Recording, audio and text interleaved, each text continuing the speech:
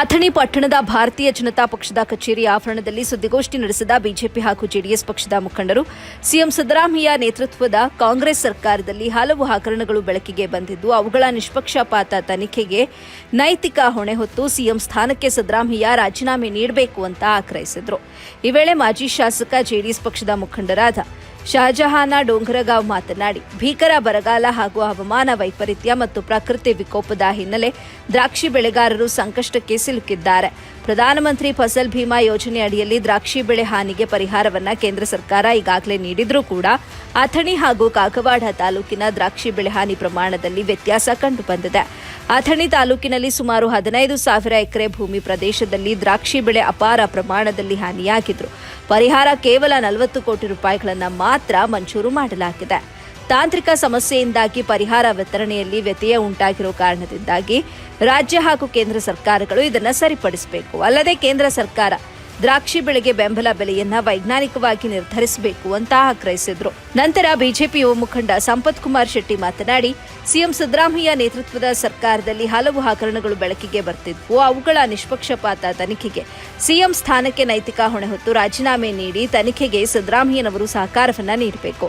ಅಲ್ಲದೆ ಬಿಜೆಪಿ ಸರ್ಕಾರದ ಅವಧಿಯಲ್ಲಿ ಮಾಜಿ ಶಾಸಕ ಮಹೇಶ್ ಕುಮಟಳ್ಳಿ ಅವರು ಮಾಡಿದ ಯೋಜನೆಗಳನ್ನು ತಮ್ಮದು ಅಂತ ಲೇಬಲ್ ಹಚ್ಚಿಕೊಳ್ಳುವ ಕಾರ್ಯವನ್ನ ಸ್ಥಳೀಯ ಶಾಸಕರು ಮಾಡುತ್ತಿದ್ದಾರೆ. ಕೇಂದ್ರ ಸರ್ಕಾರದ ವಿಶೇಷ ಅನುದಾನದಲ್ಲಿ ಹಲವು ಕಾರ್ಯಗಳು ನಡೆಯುತ್ತಿದ್ದರೂ ಅವುಗಳನ್ನು ಕಾಂಗ್ರೆಸ್ ಸರ್ಕಾರ ಮಾಡ್ತಾ ಇದೆ ಅಂತ ಬಿಂಬಿಸುತ್ತಿದ್ದಾರೆ ಎಂದು ಆರೋಪಿಸಿದರು.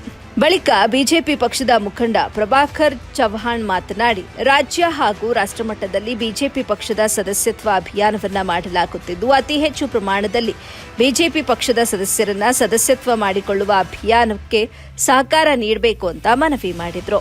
ವರದಿ ರಂಜಾನ್ ಮುಜಾವರ್, ಎಬಿ ನ್ಯೂಸ್ ಸಂಸ್ಥಾಪಕರು, ಅಥಣಿ. ಇವತ್ತು ರಾಜ್ಯ ಸರ್ಕಾರದ ಹಗರಣಗಳು ಇರ್ಬೋದು ಮತ್ತು ದ್ರಾಕ್ಷಿ ಬೆಳೆಗಾರರ ಬಗ್ಗೆ ಮತ್ತು ಸುರಕ್ಷಿತ ಅಭಿಯಾನ ಇವೆಲ್ಲ ವಿಷಯಗಳು ನಮ್ಮ ಭಾರತೀಯ ಜನತಾ ಪಾರ್ಟಿ ರಾಷ್ಟ್ರ ಮಟ್ಟದಲ್ಲಿ ನಮ್ಮ ನರೇಂದ್ರ ಮೋದಿಯವರ ನೇತೃತ್ವದಲ್ಲಿ, ನಡ್ಡಾ ಅವರ ನೇತೃತ್ವದಲ್ಲಿ, ಅಮಿತ್ ಶಾ ಅವರ ನೇತೃತ್ವದಲ್ಲಿ ಸದಸ್ಯತ್ವ ಅಭಿಯಾನ ಅತ್ಯಂತ ವ್ಯಾಪಕವಾಗಿ ನಡೆದಿದೆ.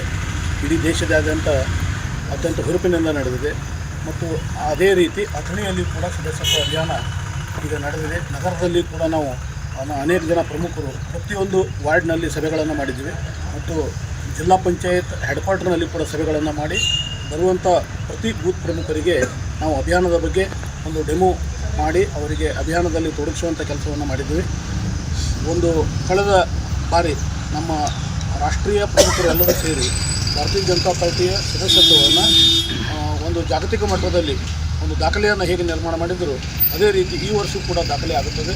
ನಾವು ಅಥಣಿ ಕೂಡ ನಮ್ಮ ರಾಜ್ಯ ಮಟ್ಟದಲ್ಲಿ ಹೆಚ್ಚಿನ ಸದಸ್ಯತ್ವ ಅಭಿಯಾನವನ್ನು ಮಾಡುವುದರ ಮುಖಾಂತರ ನಮ್ಮ ನಮ್ಮ ಪ್ರಮುಖ ಕಾರ್ಯಕರ್ತರ ಒಂದು ಶಕ್ತಿಯನ್ನು ನಾವು ಪ್ರದರ್ಶಿಸ್ತೀವಿ ಅಂತ ಹೇಳಿ ನಾವು ಇಲ್ಲಿ ಹೇಳ್ಬೋದು. ಈಗ ಮತ್ತೊಂದು ವಿಷಯ ಅಂದರೆ ನಮ್ಮ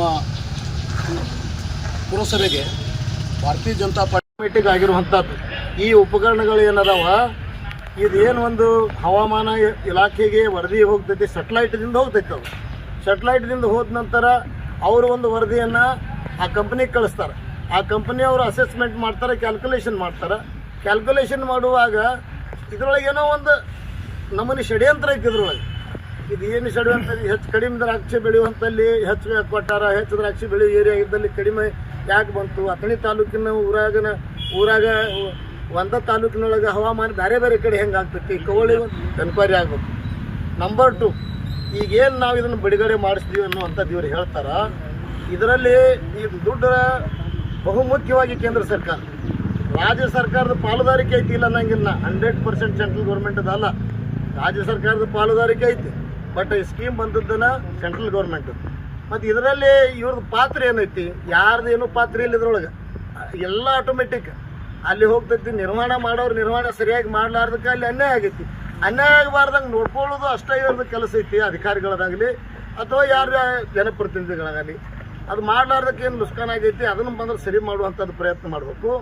ಮತ್ತು ಇವತ್ತೇನು ದ್ರಾಕ್ಷಿ ಬೆಳೆಗಾರರಿಗೆ ಇನ್ನೊಂದು ಸ್ಕೀಮ್ ಐತಿ.